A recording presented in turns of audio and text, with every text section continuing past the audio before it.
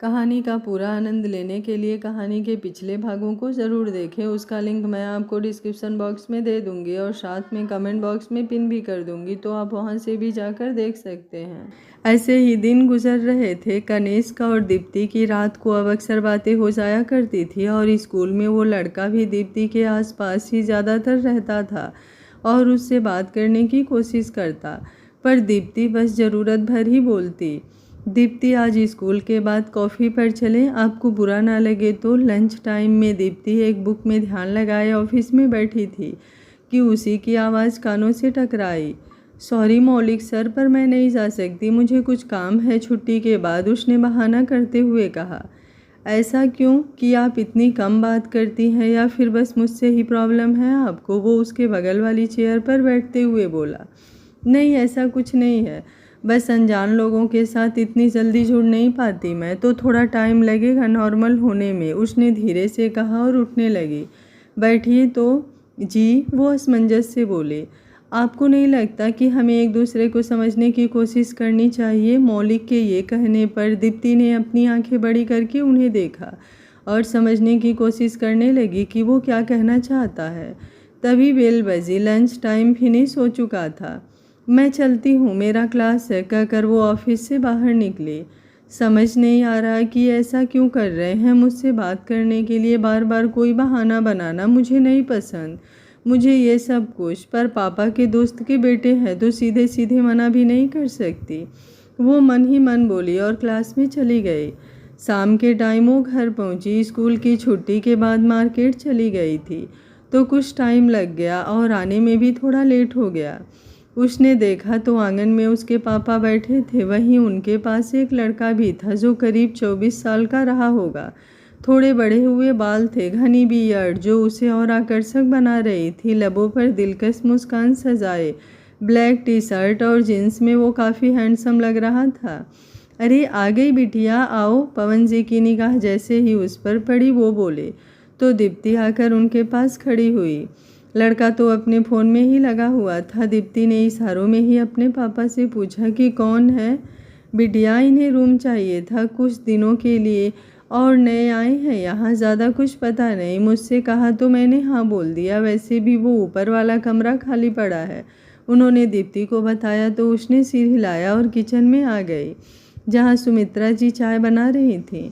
मम्मा, मैं कुछ हेल्प करूँ? नहीं, इनका मैं देख लूँगी, तू जाकर के ऊपर का कमरा साफ़ कर दे, उसके बाद खाना भी बनाना है, बहुत काम पड़े हैं आज तो। सुमित्रा जी के कहने पर वो सीढ़ियों से ऊपर जाने लगी तो कनिष्क का ख्याल आया। जाने क्यों एक अजीब सी खुशनुमा एहसास से दिल भर आया था। क्या हो रहा है ये? मैं तो उससे बात भी नहीं कर रही, ना ही उसके बारे में सोच रही थी, फिर ये एहसास क्यों हो रहा है जो उसके साथ होने पर होता है? क्यों लग रहा है कि वो आसपास ही है? वो मन ही मन में खुद से सवाल किए। फिर मन का वहम समझते हुए जाकर जल्दी से ड्रेस चेंज करके रूम की सफाई करने लगे। सुमित्रा, कमरा साफ हो गया ना? सुमित्रा जी सबको चाय दी तो पवन जी ने उससे सवाल किया। जी, दीप्ति गई है, वो कर रही होगी, उन्होंने जवाब दिया। पर यह सुन किसी की आंखें हैरानी से बड़ी हुई थी और चाय पीते हुए उसके हाथ रुक गए थे। उसने अब इधर उधर देखा, फिर सीढ़ियों की तरफ, पर वो कहीं नहीं दिखी। दीप, उसके लफ्ज़ धीमे स्वर में निकले और चेहरे पर इतनी ज़्यादा खुशी आ गई अचानक से। मतलब कि मैं दीप्ति, ओ गॉड! वो खुश हो अपने बालों में हाथ फेरा। उसकी दीप अभी थोड़ी देर पहले यहीं थी, पर उसने नज़र उठाकर देखा तक नहीं। उसे क्या पता था कि तकदीर सीधा उसी के घर ला कर यूँ खड़ा कर देगी, बिना किसी मेहनत के। अंकल जी, आप मिश्रा हैं ना? उसने कन्फर्म करने के लिए पूछा। हाँ बेटा, उन्होंने जवाब दिया तो उसे अपने दिल में गुदगुदाहट सी महसूस हुई, इस एहसास से ही कि वो आज अपने प्यार को देखेगा। यहाँ आया तो इसी मकसद से था कि दीप्ति से मुलाकात करेगा, पर ये सब इतनी जल्दी हो जाएगा कहाँ पता था उसे। एक कॉल करनी है, मैं अभी आया, कहकर वो उठा और घर से बाहर निकल आया। उसने बाहर आकर दीप्ति का नंबर देखा, फिर दिमाग में कुछ शरारत आई। बहुत परेशान किया है मिस दीप आपने मुझे, अब मेरी बारी। आपको बताता हूँ मैं कि कनिष्क यदुवंशी को तंग करने का क्या नतीजा मिलता है, कहकर वो खुद में ही हंस पड़ा।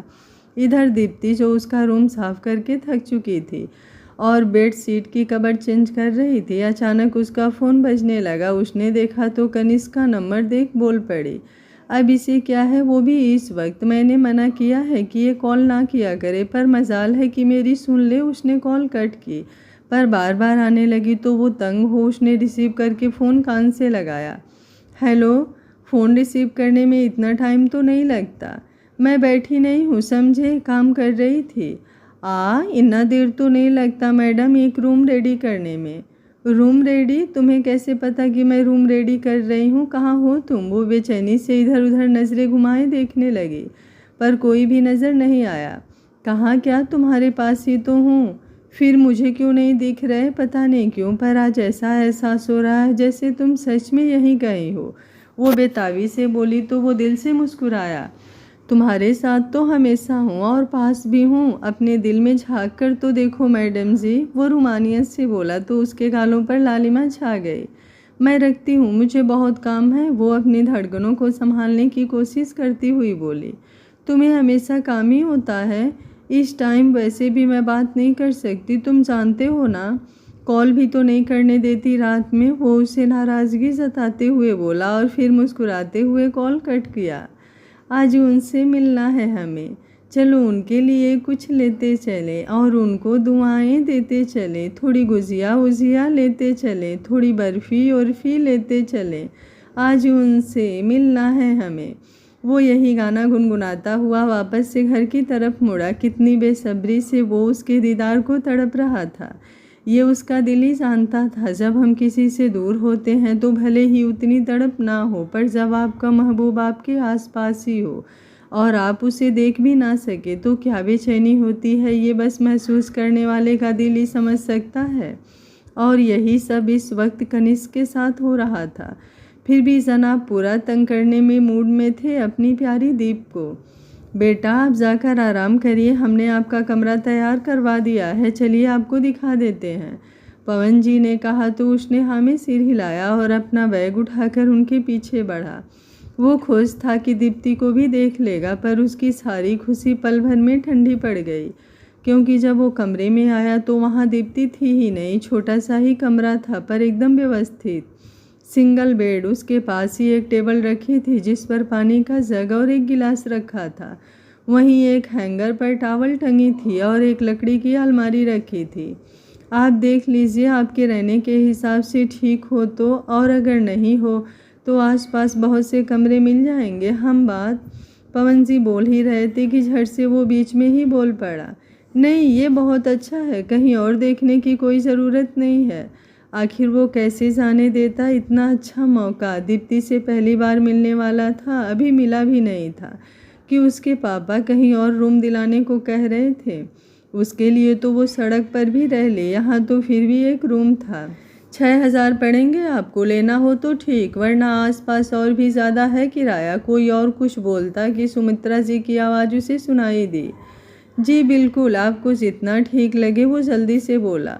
सासू मॉम तो सच में हिटलर हैं, पता नहीं मेरी नन्ही सी जान कैसे झेलती होगी।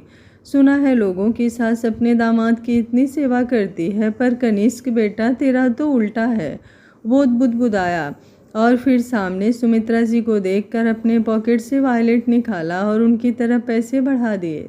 पूरे 10,000 थे, जो देख सुमित्रा जी की आंखें चमक आई, पर पवन जी ने तुरंत ही उसके हाथ से लेकर 5,000 कनिष्क को वापस कर दिए।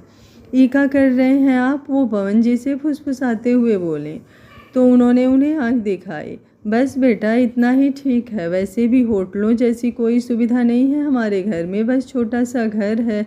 फिर भी आपको कोई दिक्कत हो तो ज़रूर बता देना, बाथरूम भी एक ही है जो उधर बना है, उन्होंने कहा। कनिष्क को उनका स्वभाव बहुत ही ज़्यादा पसंद आया। कोई बात नहीं अंकल जी, आपने मेरे लिए इतना कुछ किया, यही बहुत है, वो मुस्कुराते हुए बोला। फिर पवन जी और सुमित्रा जी उसके कमरे से बाहर चले गए। मैं इसे तंग कर रहा हूँ कि ये मुझे, शाम हो गई मुझे आए हुए, पर नहीं, एक बार भी दिखी तक नहीं। उसे अब गुस्सा आने लगा था। वो तब से कमरे में ही था पर वो दिखी ही नहीं। तभी उसे खिड़की के पास से गुजरता हुआ कोई दिखा और वो भागता हुआ उस खिड़की के पास आया तो पीछे वाले आंगन में वो दिखी, पर चेहरा दूसरी तरफ था। बादामी रंग की कुर्ता पहनी थी वो और उसे देख कनिष्क ने अपनी निगाहें बस वहीं टिका ली। बहुत तड़पा रही हो जान, वो धीरे से बोला। दीप्ति, वहाँ क्या कर रही हो? खाना बन गया कि नहीं? बस जाके इधर उधर टहलने लगती है, कोनो काम में भी तनिक ध्यान लगा लिया कर। सुमित्रा जी ने उसे डपटा।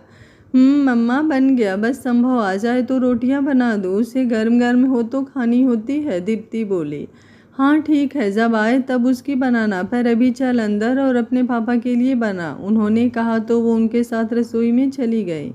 एक भी बार उस तरफ नहीं पलटी जिधर कनिष्क खड़ा था, जिससे वो कुछ चिढ़ सा गया। सब खाना खा चुके थे, कनिष्क को भूख लगी थी, उसे ज़्यादा कुछ पता भी नहीं था कि कहाँ क्या क्या मिलता है, और दीप्ति से उसने बताया भी नहीं था कि वो ही है यहाँ, वरना वो कुछ करती। वो रूम से बाहर निकला और नीचे आया तो दीप्ति ही किचन में थी। उसे बाहर जाता देख पीछे से उसने टोका। इतनी रात को कहाँ जा रहे हैं आप? कुछ चाहिए था? उसकी आवाज़ पर कनिष्क ने पीछे पलट कर देखा, पर दीप्ति अब जाकर उसके सामने थी। गेहुआ रंग, बड़ी बड़ी आंखें, लंबी नाक और फूले गाल। अभी भी उसने वो बादामी कुर्ती ही पहनी थी और गले में एक सफ़ेद दुपट्टा पड़ा था उसके। कनिष्क पल के झपकाए बिना ही एकटक उसे देख रहा था। दिल तो जैसे धड़कना ही भूल गया, सांसें थम सी गई थी। अब जाकर उसके बेचैन दिल को करार आया था। उसकी नज़रें खुद पर महसूस कर वो इधर उधर देखने लगी, जिससे उसे असहज होता देख कनिष्क ने झट से अपनी निगाह हटा ली। सॉरी, वो मैं बाहर जा रहा था। कोई रेस्टोरेंट है क्या आसपास, या कोई अच्छा होटल? उसने कहा तो दीप्ति एक नज़र उसे देखा, फिर बोली, है तो एक पास में ही, पर ठंडी का महीना है इसलिए 7 बजे तक बंद हो जाता है। बाकी और जितने हैं कुछ दूर हैं। ओके थैंक्स, उसने एक ठंडी सांस छोड़ते हुए कहा।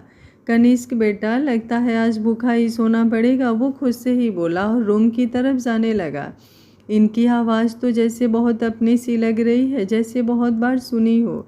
दीप्ति उसे जाता देख सोच में पड़ गई। फ़ोन कॉल पर और रियल में आवाज़ में काफ़ी अंतर होता है, और यही वजह थी कि वो पूरी तरह नहीं जान पा रही थी कि ये है कौन।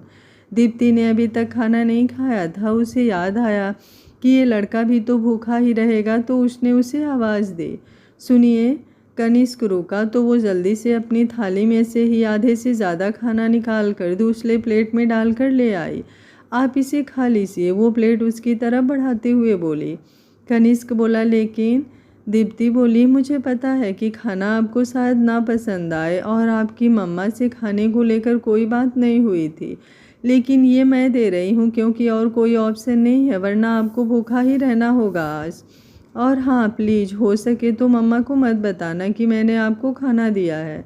कनिष्क कुछ बोलता कि उससे पहले ही दीप्ति किसी की आहट पा जल्दी से वहाँ से हट गई, वरना उसे ऐसे किराएदार से बात करता देख उसके मम्मा पापा या संभव भी शायद गलत ही समझता। पर यह सिर्फ देख कर आज कनिष्क को अपने ही प्यार पर नाज हो रहा था कि उसने एक ऐसी लड़की चुनी है जो अपना ही नहीं हर किसी का सोचती है। वो जानती तक नहीं कि सामने वाला लड़का कौन है, फिर भी वो उसे चुपके से खाना दे रही है। अगली सुबह कनिष्क सोकर उठा ही था कि उसे काफ़ी की तलब हुई।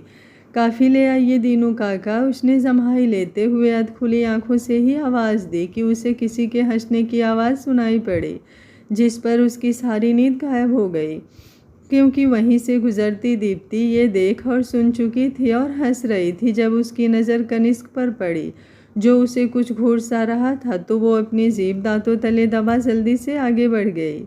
अजीब अजीब से अमीरजादे पड़े हैं इस धरती पर, जिन्हें होश तक नहीं रहता नींद में कि वो इस वक्त कहाँ हैं, कहकर वो मुस्कुराती हुई आगे बढ़ गई। मैडम जी को बहुत हंसी आ रही है। वैसे एक बात तो है, मल्लिका को मुस्कुराता देख दिन ही बन गया आज, इससे अच्छी सुबह हो ही नहीं सकती। वो बालों में हाथ फेरता हुआ मुस्कुराया। संभव और कनिष्क साथ ही बैठे बातों में लगे थे। ओह, तो कोलकाता से हैं आप? फिर यहाँ इतनी दूर कैसे आना हुआ? कोई खास वजह या यूं ही घूमने? संभव ने उससे सवाल किया। वजह तो बेहद ही खास है, अपने दिल की मल्लिका से मिलना था। उनके दीदार को तड़प उठी थी आंखें, तो बस हम भागे से चले आए। वो कुछ सायराना अंदाज में दीप्ति की मुस्कुराहट याद करता हुआ बोला। लगता है बहुत खास है वो। तो क्या हुआ, मिली आपकी दिलरुबा? उनसे मुलाकात हुई या नहीं अभी तक? वो इंटरेस्टेड होकर उससे पूछा। हुई भी और नहीं भी। मतलब ये कि मैंने अभी तक उसे देखा ही है, नज़रों के सामने भी हुए हम कई बार, पर अभी उसे नहीं पता कि मैं उसके आसपास ही हूँ और मुझे जानकर वो अभी नहीं मिली। वो वाह, काफ़ी इंटरेस्टिंग है वैसे आपकी लव स्टोरी तो, वो मुस्कुराता हुआ बोला। दीप्ति 2 कप चाय ले आ, संभव दीप्ति को आवाज़ दी जो अपने रूम में अभी थोड़ी देर पहले ही गई थी। घर के सारे लोग छोटे से बड़े हर काम के लिए उसे ही कह रहे थे, जो देख कनिष्क को काफ़ी बुरा लग रहा था और गुस्सा भी आ रहा था, लेकिन उसके पास अभी वो हक नहीं था जिससे वो मना कर सकता। नहीं संभव, चाय का रहने दो, चलो कहीं बाहर चलते हैं, वही हो जाएगा ब्रेकफास्ट और इसी बहाने मैं तुम्हारा शहर भी घूम लूँगा। वो दीप्ति को परेशान नहीं करना चाहता था और सीधे से मना भी नहीं कर सकता था, तो कुछ सोचते हुए बोला, अच्छा दीप्ति रहने दे, हम बाहर जा रहे हैं। कनिष्क की बात मानकर उसने दीप्ति को मना कर दिया और वो कनिष्क के साथ बाहर निकल गया। दीप्ति जो कनिष्क के मैसेजेस देख रही थी कुछ उलझन में थी। क्या करूं, पूछूं क्या इससे कि ऐसा क्यों हो रहा मेरे साथ, अजीब सा एहसास है ये उस केड़ी के आसपास होने पर, और उसकी आवाज़ भी तो कुछ इसके जैसी ही लगती है मुझे, पर ये कैसे। नहीं, ये कनिष्क होता तो ऐसे अनजान बनकर क्यों रहता, मुझसे बताता तो आने से पहले, और ऐसे अजनबी बनकर नहीं रहता। दीप्ति बिटिया बाहर आवा।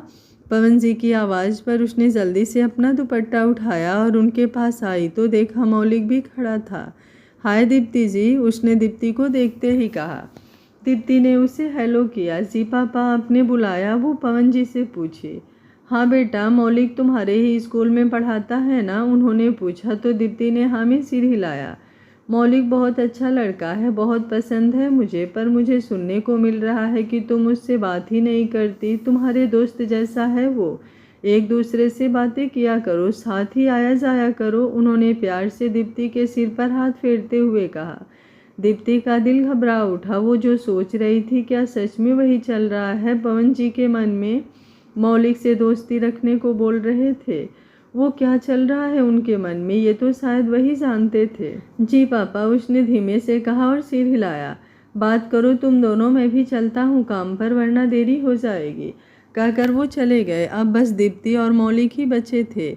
स्कूल नहीं जाना क्या दीप्ति जी, जो आप अभी तक तैयार नहीं हुई, उसने अब दीप्ति को अकेला पाकर सवाल किया। जी नहीं, वो थोड़ी तबीयत खराब थी, बस इसलिए ही छुट्टी ली है मैंने, वो बोली। क्या हुआ आपको, वो फिक्रमंद सा बोला। नहीं बस ऐसे ही नॉर्मल सिर दर्द है, आपको तो जाना होगा ना, स्कूल का टाइम भी हो रहा है, दीप्ति ने कहा। जाने क्यों उसे मौलिक से बात करना, उसके आसपास रहना पसंद नहीं आता था। सबसे ज़्यादा सेफ वो कनिष्क के साथ बात करने में ही उसे लगता था। जी जाना है, मुझे लगा आप भी चलेंगे, इसी रास्ते से गुजर रहा था तो सोचा क्यों ना आपको भी लेता चलूं, उसने दांत दिखाते हुए कहा।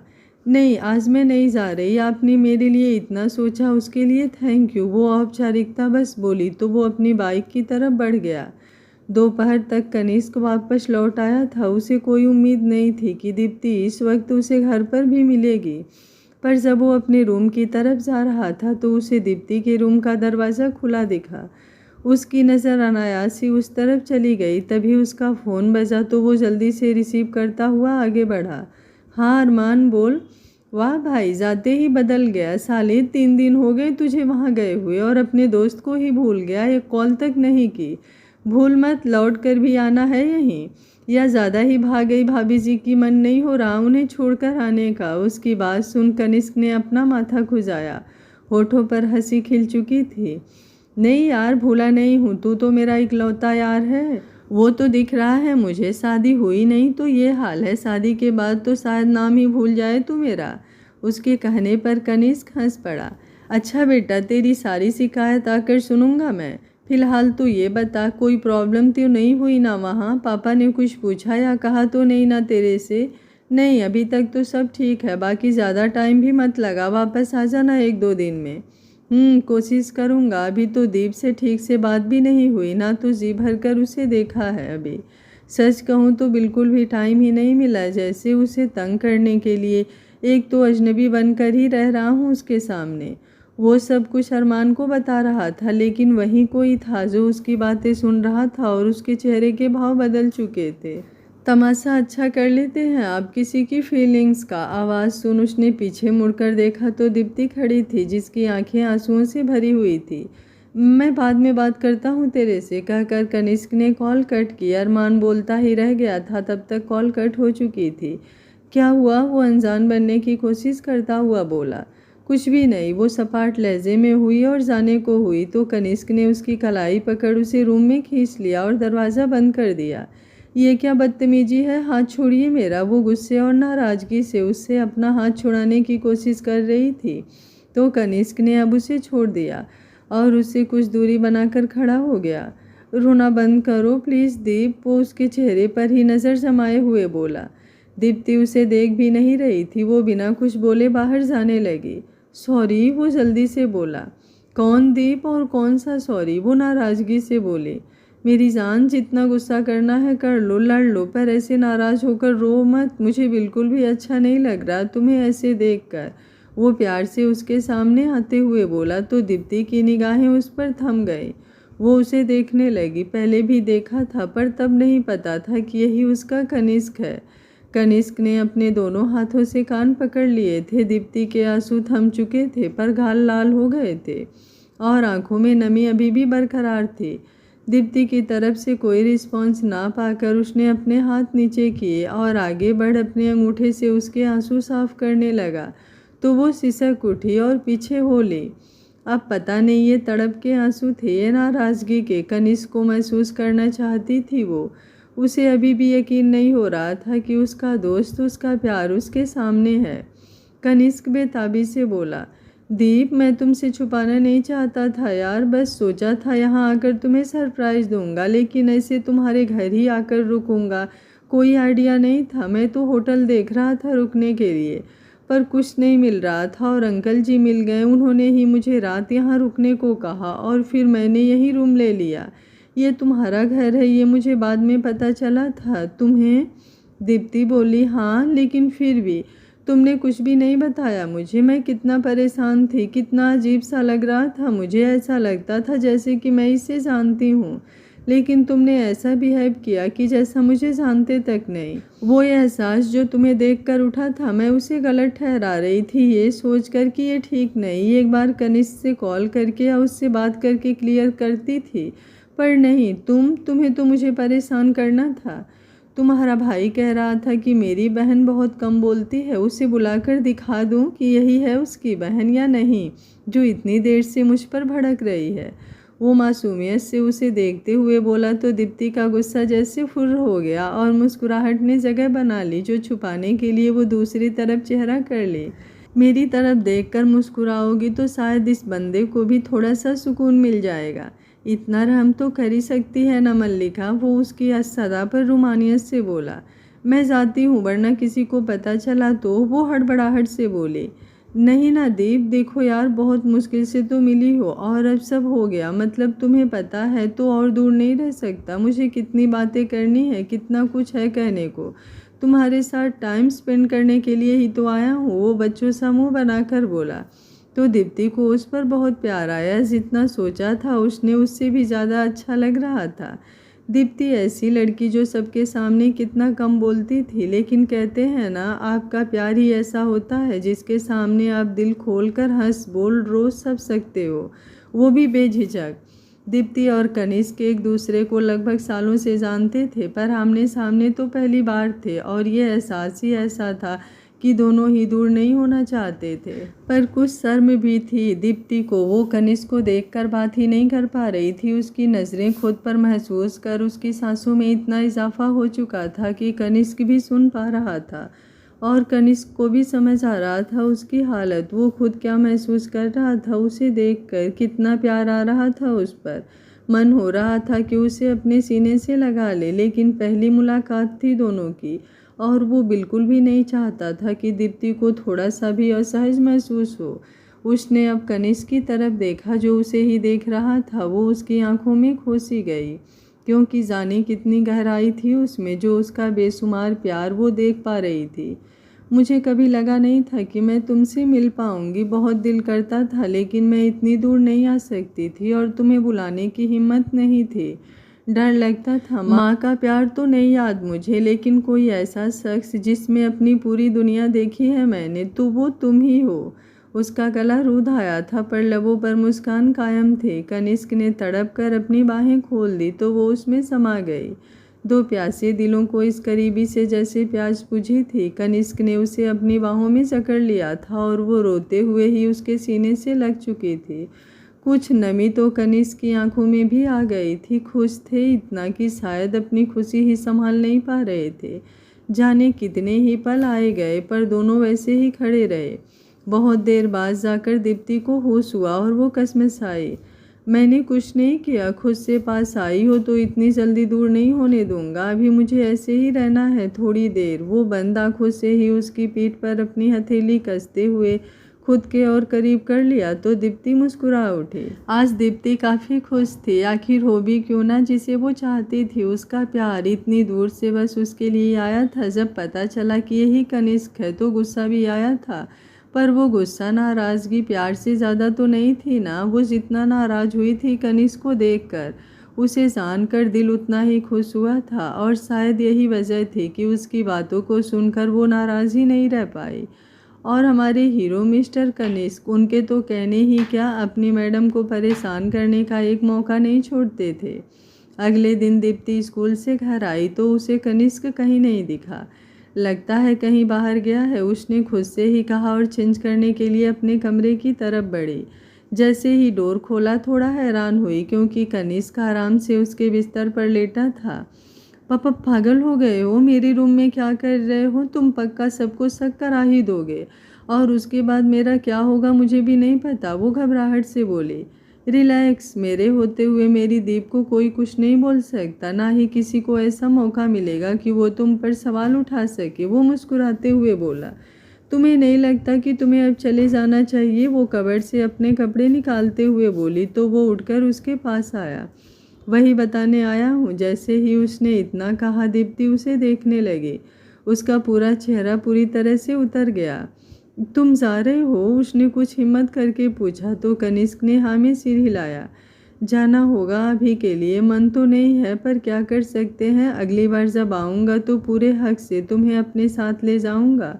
वो दीप्ति का उदास चेहरा देखकर उसके गालों पर हाथ रख प्यार से बोला। मत जाओ ना, वो अपने गाल पर रखे उसके हाथ को थामते हुए बोली। अभी तो कोई कह रहा था कि मुझे जाना चाहिए। उसके कहने पर दीप्ति उसे देखने लगी। पहले इधर बैठो और बताओ कुछ कहना है क्या? वो उसे बिस्तर पर बिठाते हुए बोला। दीप, दोस्त पहले हूँ तुम्हारा तो सोचने की ज़रूरत नहीं है, बताओ क्या चल रहा है मन में? वो उसे चुप देख वापस से बोला तो दीप्ति ने एक ठंडी सांस छोड़ी और उसका हाथ पकड़कर आंखें बंद कर बोलने लगी। जहाँ मैं पढ़ाने जाती हूँ ना, उसी स्कूल में एक टीचर है मौलिक सर। वो मुझे नहीं अच्छे लगते, बार बार किसी न किसी बहाने बात करने की कोशिश करते हैं और मेरे करीब आने की। कल तो उन्होंने पापा तक से मेरी शिकायत कर दी क्योंकि वो पापा के दोस्त के बेटे हैं, तो पापा भी चाहते हैं कि मैं उनके साथ ही आऊँ जाऊँ, उनसे बातें करूँ, लेकिन मुझे ज़रा भी नहीं पसंद। चुप, वो उसके चेहरे पर आए बालों की लटों को संवारते हुए उसे चुप कराया। पापा से बात करो, उन्हें बोल दो कि नहीं कंफर्टेबल हो तुम, वो उसे समझाते हुए बोला तो उसने इनकार में सिर हिलाया कि वो नहीं मना कर सकती और क्या कहकर मना करेगी भी उन्हें। ओके, फिर मैं सब संभालूंगा, तुम इतनी टेंशन मत लो। कल शाम तक जाने से पहले तुम्हारी प्रॉब्लम से मिलता जाऊंगा। मैं भी तो देखूं किसकी इतनी औकात है जो कनिष्क की मल्लिका की तरफ नज़र उठाकर देख रहा है। वो जिस अंदाज में बोला वो सुन दीप्ति कुछ मुस्कुराई। जाने से पहले तुम्हारे हाथ का खाना खाने का दिल है, वो भी तुम्हारे हाथों से। तो बताओ मैडम कब मिल रहा है? वो उसे छेड़ता हुआ बोला। दीप्ति, अरे वो लड़की कहाँ मर गई तू? सुमित्रा जी की गुस्से भरी आवाज़ सुनाई पड़ी। जो सुन वो जल्दी से खड़ी हुई। वहीं कनिष्क ने गुस्से से मुट्ठियाँ भींच ली। तुम सुनो, तुम वहाँ पर्दे के पीछे जाकर छुप जाओ, मैं जाती हूँ, वरना मम्मा ने देख लिया तो प्रॉब्लम हो जाएगी। वो हड़बड़ाते हुए बोली। उनकी हिम्मत कैसे हुई तुम्हारे लिए ऐसे शब्द निकालने की? वो एक एक शब्द चबाते हुए बोला। प्लीज़ ना, मेरे लिए अभी कुछ मत बोलो, कुछ मत करो, बस जाकर छुप जाओ, वो रिक्वेस्ट करती हुई बोली तो वो ना चाहते हुए भी कनिष्क को छिपना पड़ा। दीप्ति ने खुद को शांत करते हुए दरवाज़ा खोला। हाँ मम्मा, वो मैं बस आ ही रही थी, कपड़े चेंज करने लगी थी, इसलिए ही दरवाज़ा बंद किया था। वो उनके कुछ बोलने से पहले ही अपनी सफाई देते हुए बोली। आधा घंटा हो गया तू के आए और अभी तक कपड़ा ना बदल पाई? बस बहाना चाहिए, काम ना करेगी, वो बिगड़ते हुए बोली। तो दीप्ति ने सिर झुका लिया। अब खड़ी ना रहो, जाके जल्दी से कपड़ा बदलो और हाँ, सब्जी और बाकी सामान जो भी नहीं है वो की लिस्ट बना दो, कहकर वो चली गई। तो दीप्ति ने चैन की सांस ली और जल्दी से दरवाज़ा बंद किया। दीप्ति ने उधर देखा जहाँ कनिष्क को छुपने को बोला था, तो वो वहाँ नहीं था, खिड़की खुली थी। जो देख वो समझ गई कि वो चला गया, लेकिन नाराज़ भी है, वरना ऐसे नहीं जाता। इतना प्यार मत करो मुझसे, वो उसे याद करके मन ही मन बोली और चेंज करने लगी। शाम को सब डिनर कर रहे थे। दीप्ति को कनिष्क की कही बात याद आई कि उसे दीप्ति के हाथ का खाना खाना है। उसने उसके रूम की तरफ देखा जो खुला था। क्या करूं, सबके सोने के बाद ही पॉसिबल है ये, और तब तक कैसे भूखा रहेगा ये। मैं मैसेज कर देती हूँ, बाहर से ही खा आए। सोचते हुए उसने कनिष्क को मैसेज किया। कनिष्क जो किसी सोच में डूबा था, उसने मैसेज की टोन पर फ़ोन चेक किया, फिर रूम से बाहर आकर नीचे देखा तो दीप्ति ने मायूस सा चेहरा बनाकर उसे देखा। वो थोड़ा सा मुस्कुराया, फिर नीचे आकर घर से बाहर चला गया। दिलों की मजबूरी थी, वरना दीप्ति को कितना बुरा लग रहा था ये देखकर बस वो ही जानती थी। कनिष्क को खाना तक नहीं खिला सकती थी वो उसके लिए यहाँ तक आया था, लेकिन बेचारी दीप्ति कुछ नहीं कर पा रही थी उसके लिए। उसने खाना ही नहीं खाया। यही सब सोचते हुए मन नहीं हुआ कि कुछ खाने का। कितने दिल से कनिष्क ने उसके सामने अपनी इच्छा जाहिर की थी, लेकिन वो उसे भी नहीं पूरा कर पाई। कनिष्क ने एक रेस्टोरेंट में डिनर किया, फिर कुछ देर वहीं बैठ गया। दीप्ति को छोड़कर जाने का उसका भी मन नहीं था, लेकिन कल किसी भी हाल में उसे यहाँ से जाना था, वरना उसके पिताजी का गुस्सा फूट पड़ता उस पर। लेकिन जाने से पहले वो दीप्ति की सारी परेशानियाँ दूर कर देना चाहता था, जिसमें सबसे बड़ी तो मौलिक ही था। मौलिक को दीप्ति के साथ उसने 2-3 बार देखा था, नोटिस भी किया था बहुत कुछ, पर उसे लगा दीप्ति खुद से कुछ कहे तो अच्छा है। आज का पार्ट आप लोगों को कैसा लगा कमेंट बॉक्स में अपनी राय ज़रूर दीजिएगा। अगर कल का पार्ट आप जल्दी देखना चाहते हैं तो कमेंट बॉक्स को अपने प्यारे प्यारे कमेंट से भर दीजिएगा। उम्मीद करती हूँ आज का पार्ट कनिष्क और दीप्ति की प्यारी सी मुलाकात आप लोगों के दिल को छू गई होगी। आज का पार्ट कैसा लगा कमेंट बॉक्स में अपनी राय ज़रूर दीजिएगा। वीडियो पसंद आ रहा है तो लाइक शेयर एंड चैनल को सब्सक्राइब कर लीजिएगा। Thank you for watching. मिलते हैं कहानी के अगले भाग में।